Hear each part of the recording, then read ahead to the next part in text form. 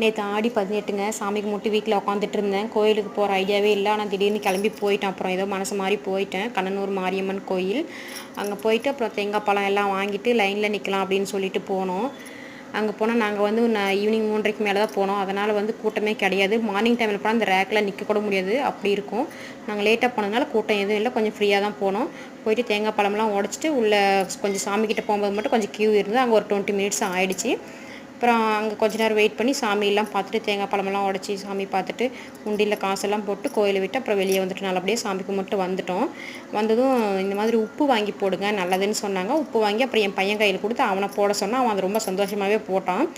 ஏன்னா அவன் எனக்கு குழந்தை இல்லாமல் இருக்கும்போது நான் அந்த கோயிலுக்கு போனது. அப்புறம் இந்த டைம் அவனோட தான் நான் போயிருக்கேன் 5 வருஷம் கழிச்சு. ஸோ அவன் கையிலே கொடுத்து போட சொன்னேன். அப்புறம் அங்கே முடிச்சுட்டு அப்படியே கடை வீதிக்கு வந்தோம். வந்துட்டு என் பையனுக்கு தேவையானது பொண்ணுக்கு தேவையானது எல்லாம் வாங்கிட்டு நல்லபடியாக வீட்டுக்கு வந்துட்டோம்.